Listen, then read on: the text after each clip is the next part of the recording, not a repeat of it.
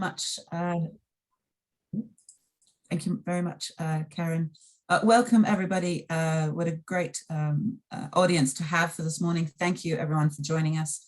As Professor Harris said, over 100 people registered, and some still registering this morning, and over 25 countries represented. So really great to see such a wide and varied audience for some really interesting and exciting sessions today. As Professor Harris said, my name is Tara Duncan, and I'm the chair of Atlas.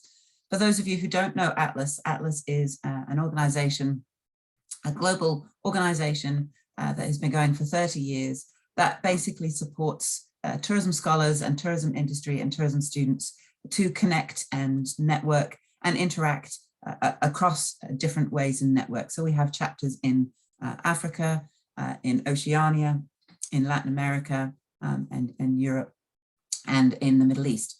So we represent about 150, 160 universities across the globe, and work really hard to make sure that our members get as many opportunities as possible to connect and talk to each other in as many different ways.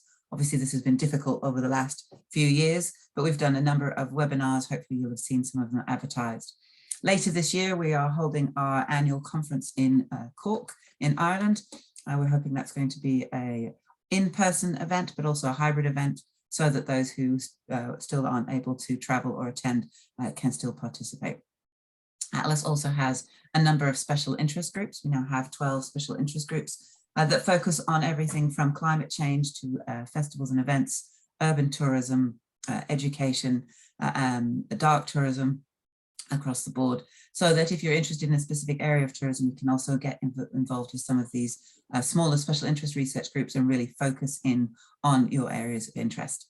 But without further ado, let me hand back to Professor Harris. Thank you, everybody, for joining us. It is a pleasure to be able to host you today, and it's a pleasure that Professor Harris and her team have managed to pull this wonderful event together so that we can celebrate, celebrate Valentine's Day, but celebrate the interest and excitement and the energy of tourism research in Africa. Thank you.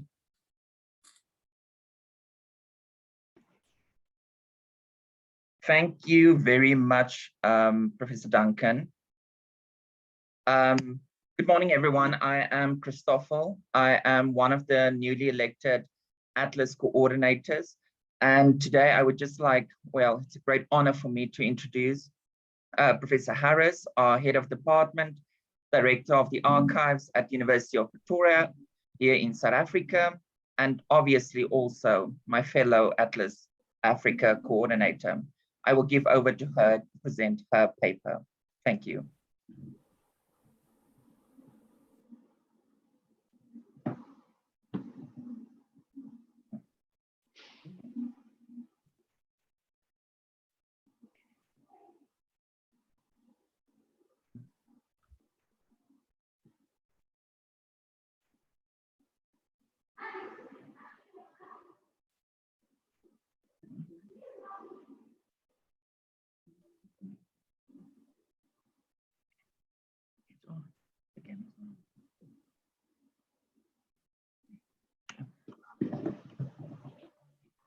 Right, good morning, everybody.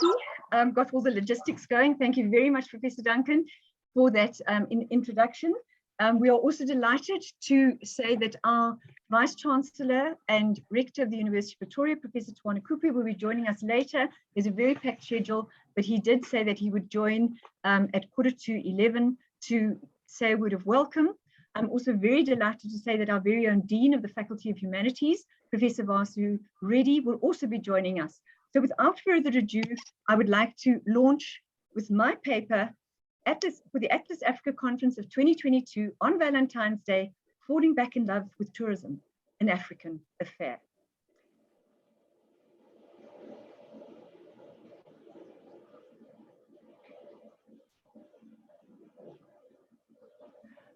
Right, to begin with, we all know as tourism scholars, that this is the world's biggest and most vibrant industry.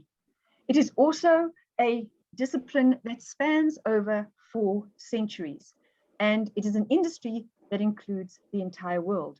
Every single continent is part of this discipline, this niche, this sector. Now, I am a historian, And so you might wonder, what am I doing dabbling in the world of tourism? And I'd like to quote none other than John K. Walton, who said, the importance of the contribution of history is non-negotiable in terms of tourism. He makes the point that history, to understand, you need history to understand tourism, the significance as well. And he has made the point in a recent publication that it is only now that tourism studies is beginning to accept that it needs to learn from historical studies. But likewise, he said, within history, those conservative historians are also realizing that as a discipline, it was tended to be relegated to the margins, but now they realize it is center stage. Evidence of this, ladies and gentlemen, you'll find in the wonderful Journal of Tourism History. And if you've not engaged with this journal, please do yourselves a favor and do so. We have histories of tourism, we have histories of modern tourism, and very recently, Todd Cleveland produced a wonderful book on the history of tourism in Africa. And I must say, if it hadn't been for this conference, I would not have come across this book, because much of what I was going to say today is encapsulated in his introduction. His book is subtitled Exotication, Exploitation, and Enrichment. Now, historians divide the past into discrete periods.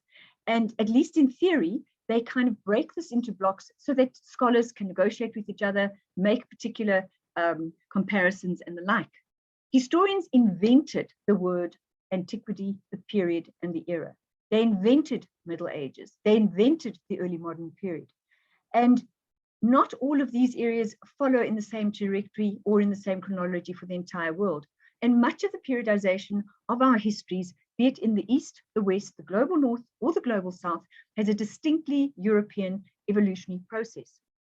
So in my paper today, I'm basically challenging the notion that tourism should be led by the global North or the West, as it were.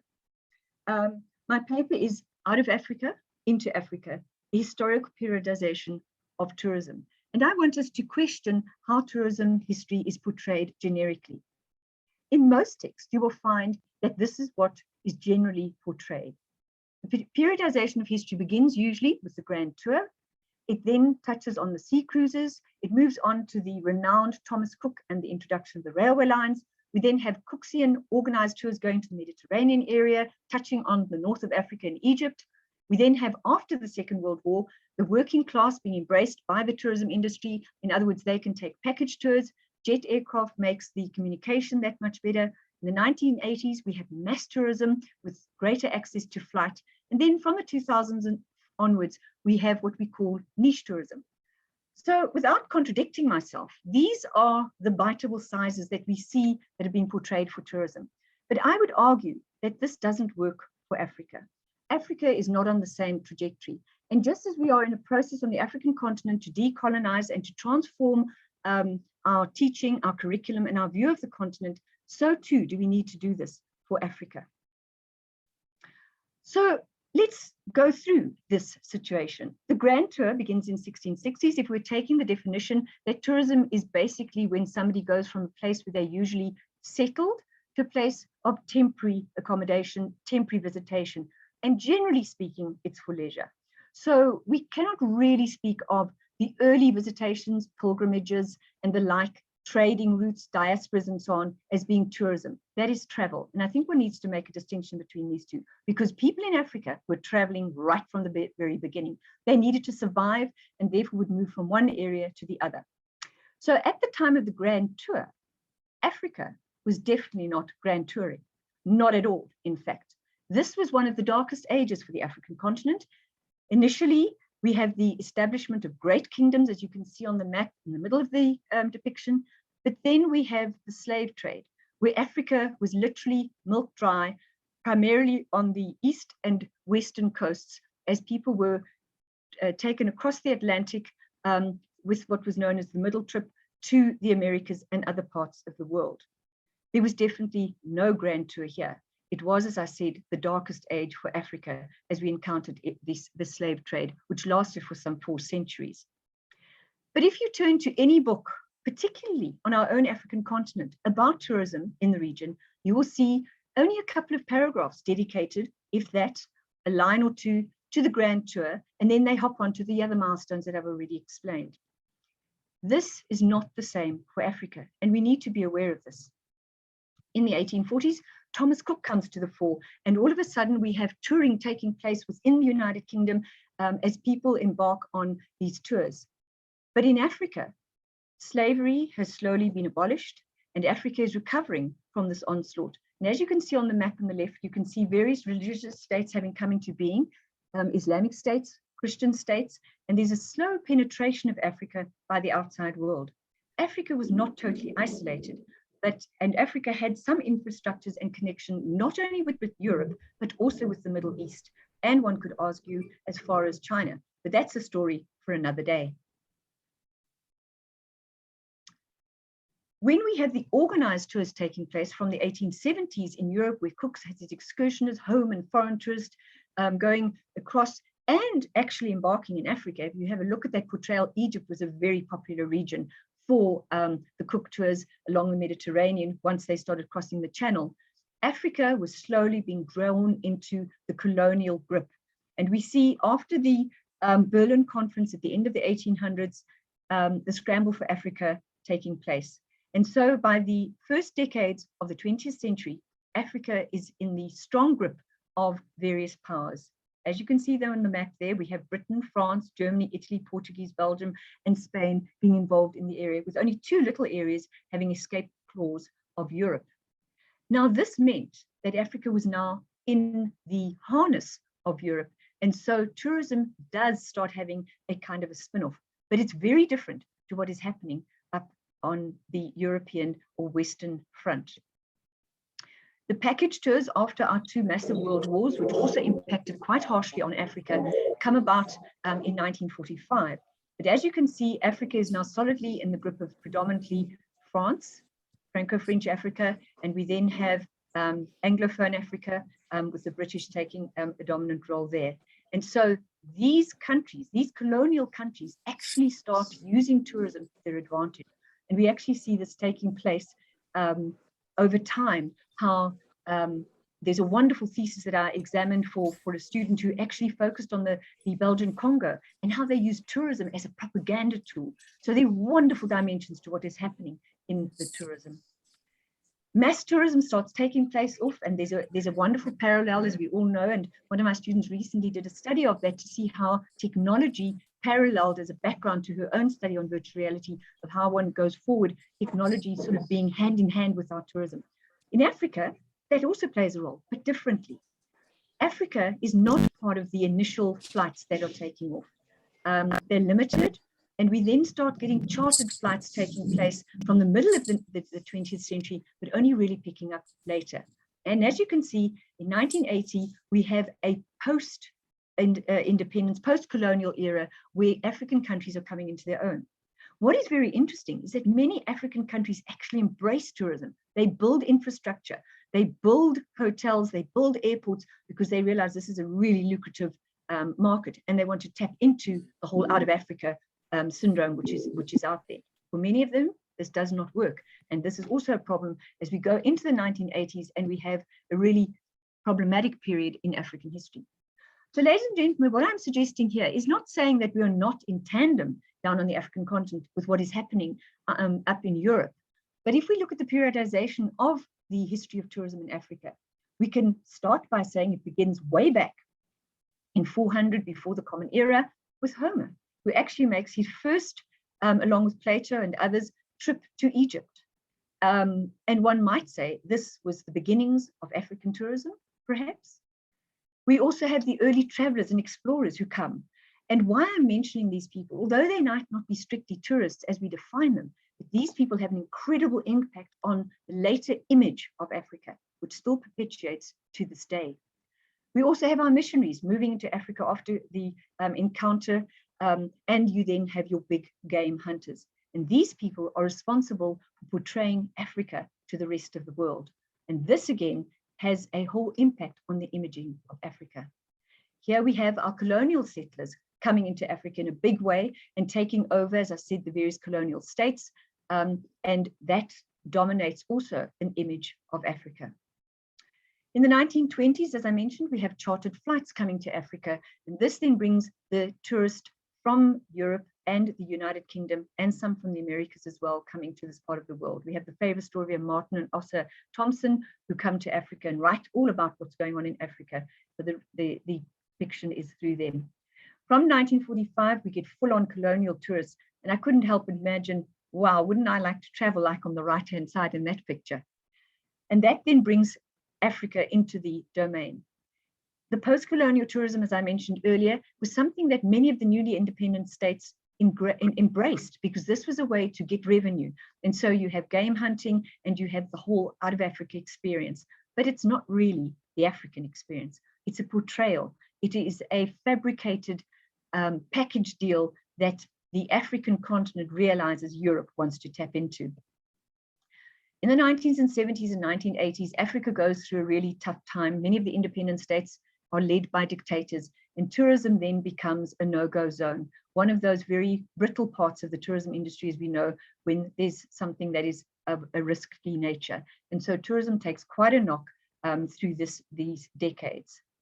But then from 2000, we get a reinvigoration of the middle class as more and more people are able to have holidays. We see the Chinese market opening up, tours are allowed, and people start coming into Africa. On the right-hand side, we also have the African diaspora, where people from African Americans, for example, come back to their roots. We even had President Obama come back to Kenya. And this is also another dimension that is very critical to what is happening in Africa. Niche tourism follows, and I would argue that Africa almost becomes the playground of the global north. Voluntourism comes in, ecotourism comes into play, slum tourism, community tourism, and the like. And so a new brand of tourism comes into, and Africa is at the beck and call, as it were. And for many anthropologists, this is a no-go zone. Tourism is a bad word. Tourism should not be happening. It's not good for Africa. But again, so Eurocentric, because who's calling the shots? Have they asked Africa if they want to be part of this tourism? And this is another dimension that I want us to reconsider. So if Africa is the playground of the global north, how is Africa perceived? I want to just briefly stop at some of the various international organizations and how they have reflected on tourism in Africa, how it is a powerful vehicle for job creation. This was obviously pre-COVID, where the expectation was that over the next 10 years, there'd be 3.8 million jobs on the African continent, just in sub-Saharan Africa, for that matter.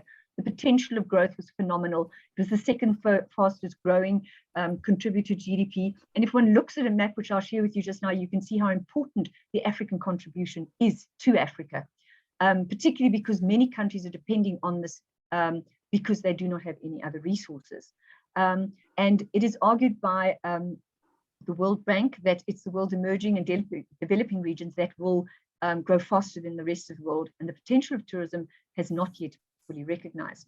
This is the map I referred to briefly. If you have a look at this, it's quite interesting to see which countries are having a contribution of over 10%. And that's massive. And I was actually discussing with my colleagues, and it's amazing if you see that a country like Namibia and Botswana are actually doing incredibly well in terms of tourism. But that is because the other sectors, like diamond mining, for example, in Botswana is not that lucrative. And in Namibia, there's lots of sand, and therefore they need their tourism. So we must remember, and going back to what I said earlier, that notions of Africa have persisted right from the colonial days. There's a romanticized idea about Africa and the touristic notions of what Africa is all about. And this is something that has been there for over 2 centuries. There's a mythical appeal about Africa. And there's this whole idea of it being paradise and wilderness. And Africa is tremendously stereotyped. When your guests come to Africa, they're not interested in your hi-fi, your Wi-Fi, your urbanized, your developed. They want to go into the chilled, back and beyond. And one might say this is very colonial, this is very patronizing, but we must not underestimate how Africans are responding to this. They might be invisible in the story, and this is something we as scholars of the African continent need to look at. The people who are involved. There wasn't a single traveler, there wasn't a single explorer who came to Africa without tapping into the African people to be able to go into the interior. There are voiceless people, the participants in this African story. And I'm very delighted to say that I have one of my PhD students looking at women and how women have been in the tourism game, not necessarily from the sex tourism, which is also big on the African continent, but women as the people behind the scenes in the African continent. And we're looking forward to that study. So there's a subaltern voice here that we need to look at, and their misperceptions of who is part of this. But African and tourists, we need to also look at, and I'm calling this imaging tourists through an African lens. They oblige to this performance because it does mean that they can then make something out of this tourist game. They're fully complicit, but it's an intentional complicity. They perpetuate this idea of an exoticism because that is something that will lure the tourists from both the global north and the far east. They subscribe to this romanticized notion.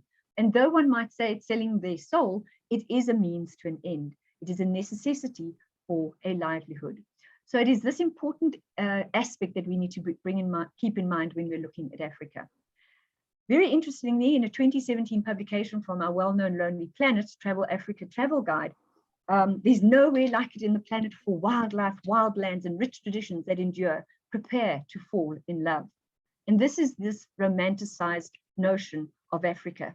However, the subtitle, and I come back to this wonderful book by Todd Cleveland, A History of Tourism in Africa, which just hit the shelves last year, exoticization, exploitation, and enrichment. And all three of those E's are very relevant to the African context. Therefore, ladies and gentlemen, I hope that you're going to have a wonderful conference as we rethink Africa, its tourism. We take Africa and look at it from the African perspective, and that we maybe reconceptualize our periodization of how Africa became part of the global tourism world. I thank you kindly.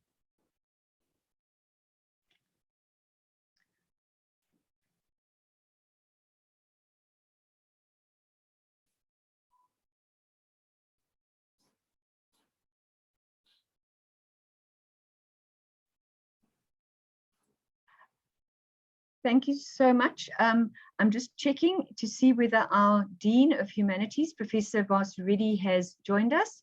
There's our rector, Professor Tuwane Kupe. I'm so delighted to see you, Prof. Thank you so much for joining us earlier. We'll then be able to go in the right order. It is my great pleasure, ladies and gentlemen, to introduce to you our Vice Chancellor and Rector of the University of Pretoria in South Africa, at the bottom end of our wonderful continent. Professor Tuwane Kupe, if I may, happy Valentine's Day, and thank you for giving us of your precious time to welcome. I'd like to also introduce you to our President of Atlas, Professor Tara Duncan, and also I'm very proud to say that our department has been acknowledged by Atlas, and myself and my colleague C.R. Buerta are now heading up the Africa chapter of Atlas. So Professor Duncan, thank you so much for being here, and over to our esteemed Professor Tuwane Kupe. Thank you very much, Prof. Thank you, Professor Harris, and I guess it's the day, so I should say to you and everyone here, happy Valentine's Day. It's an interesting history, but you know how these things have become globalized. we all adopt them. I'm very happy to be here. And as the Vice Chancellor and Principal of the University of Pretoria in South Africa, I wish to welcome everyone present to this online Atlas Africa conference, co-hosted by the University of Pretoria. A special welcome to Professor Tara Duncan, the President of the Association for Tourism and Leisure, Education and Research, which is what Atlas stands for, Dalarna University in Sweden.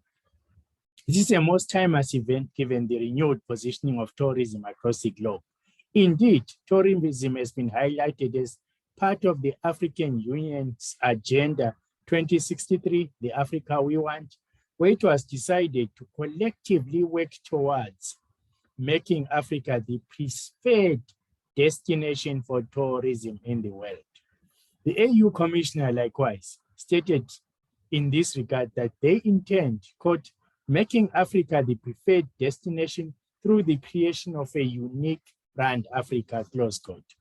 The African continent is naturally and culturally distinct from all other continents and teems with unique landscapes, authentic social experiences, ancient history, ethnic diversity, geographical wonders, and active adventures.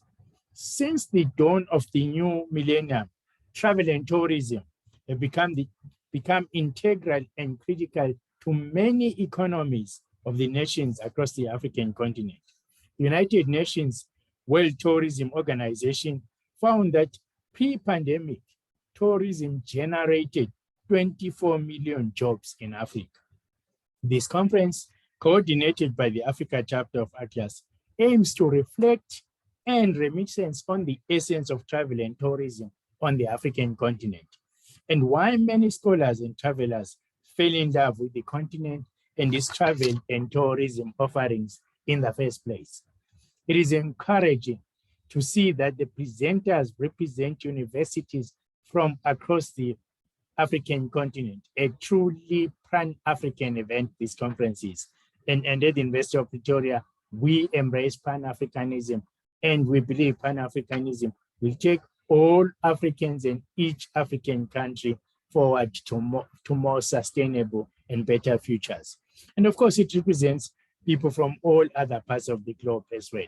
As Africans, we are globally engaged, interacting, connecting, and believe that the fate of the world is the responsibility of all humanity. On that note, I wish all the presenters and participants a very successful and fruitful day of deliberation on the past, the present, and exciting future of travel and tourism across the African continent. I wish you well in your deliberations, and I wish tourism and travel a healthy 2022. Thank you.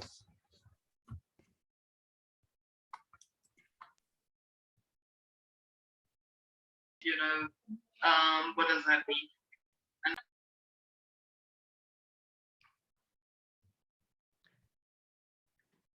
Thank you, Professor Tawana Kupe. We really appreciate your presence. Thank you so much for those words of welcome.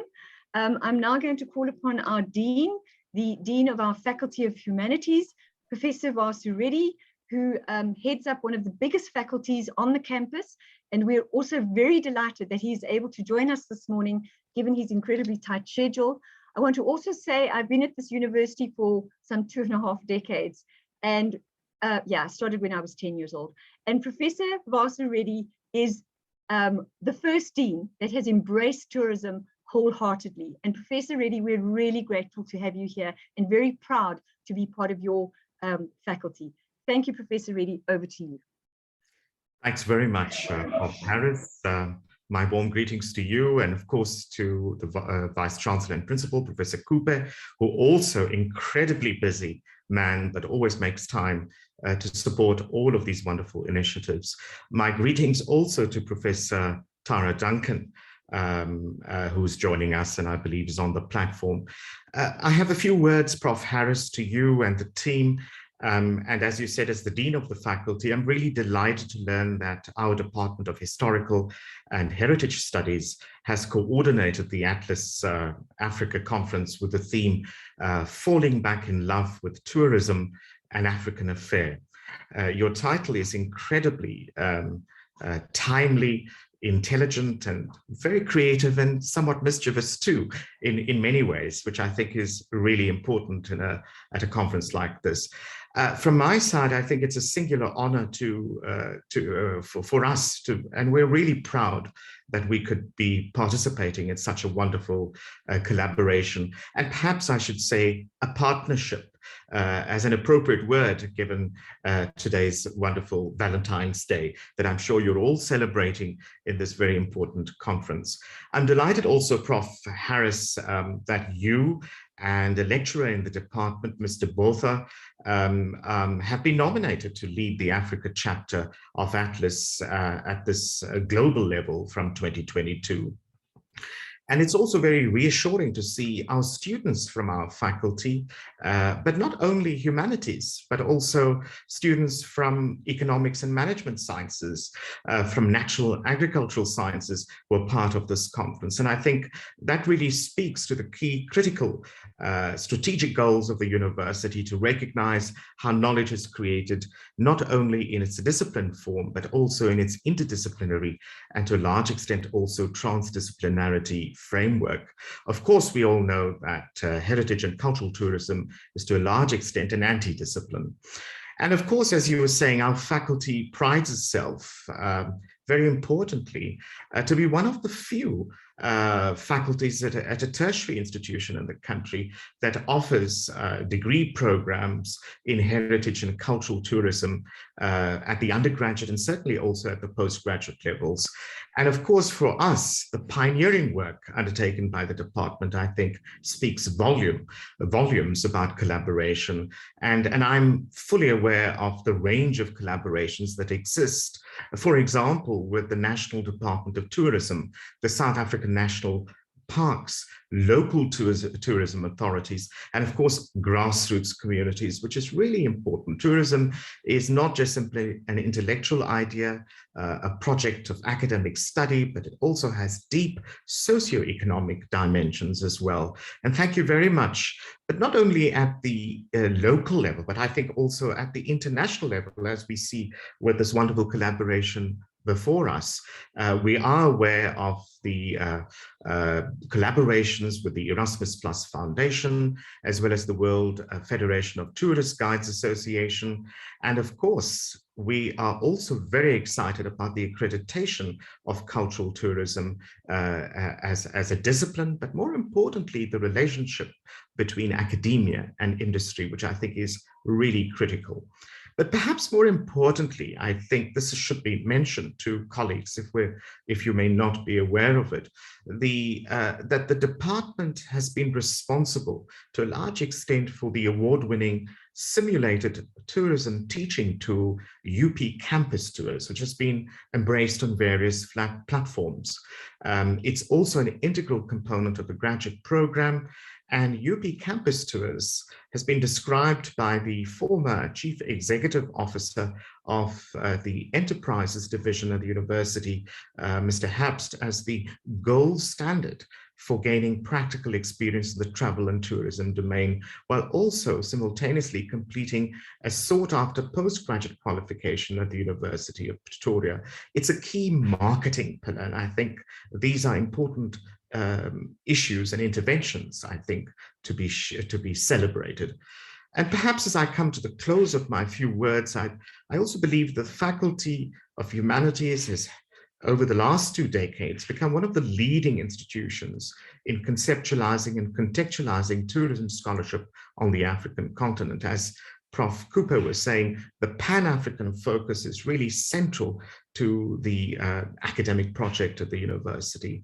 I also pass through the auspices of Atlas Africa, which is a key partner here today, that this conference provides an opportunity to engage in critical debate. After all, this is central to the academic project, but also thinking about how tourism development and promotion can be reimagined and re-engaged on the African continent, especially in the broader context of COVID-19, and indeed also in the digital impulse, the fourth industrial revolution, as many of us are also engaging it. So I trust that this is a start of a productive journey for all of us in Atlas Africa, the University of Pretoria, and also to invigorate travel and tourism amongst many partners across the continent.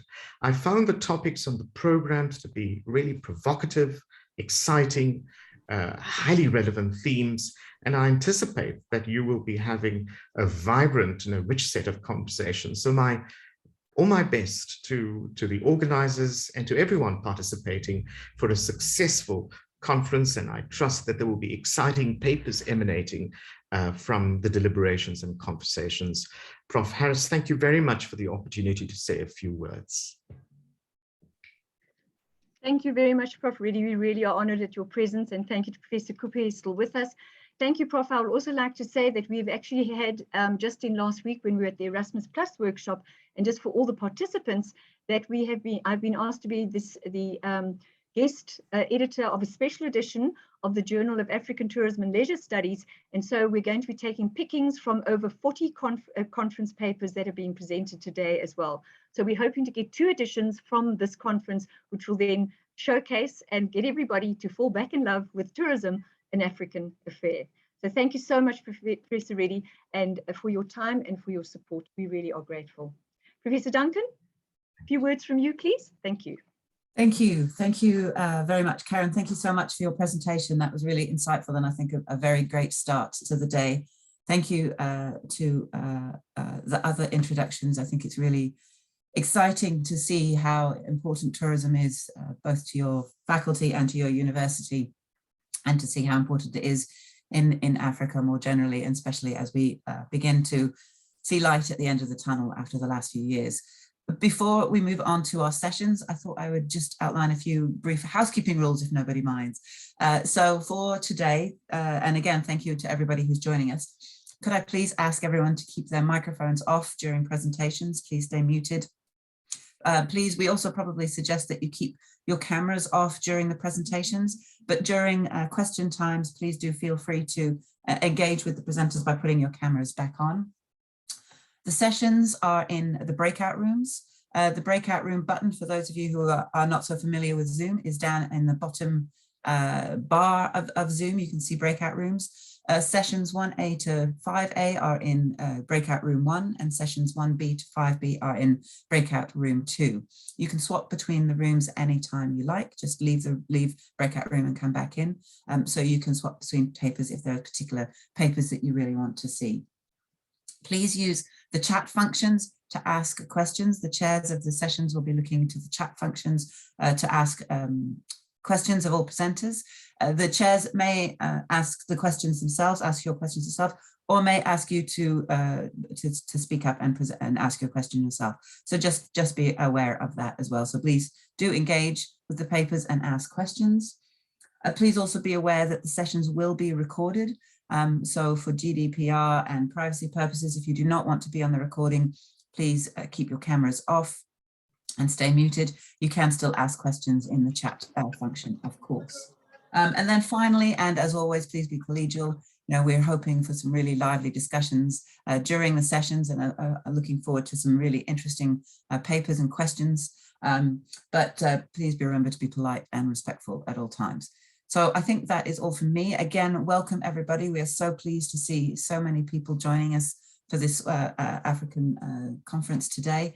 It is a pleasure to be hosting this with the University of Pretoria and the team there.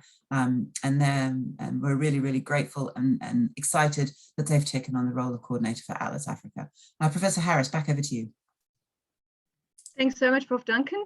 I really appreciate your kind words, and we do hope that we will not disappoint after the deliberations of today. So thank you very much.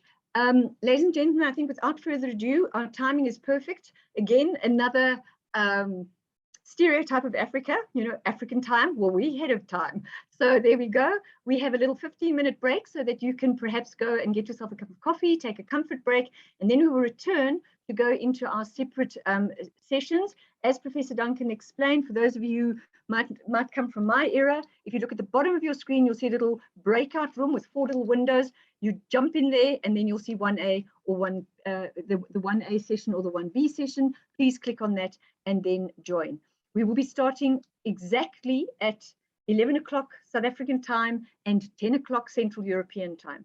So without further ado, ladies and gentlemen, I thank you. I thank Professor Duncan, and I would also like to thank Leontine, particularly for her unbelievable support right through the night sometimes. I think Leontine was also taken aback with the speed at which things happen in Africa. So very, very grateful to Leontine and Jantien for their backup. You have an amazing team, Professor Duncan, so thank you for that. It was an absolute pleasure to organize this conference with my colleague, CR, well, I call him CR, you guys gave him a new name, Christoffel, but yeah, it's all the same. So over then to a little 15-minute break, please. We look forward to joining you, and do take care on this wonderful Valentine's Day. See you in a bit.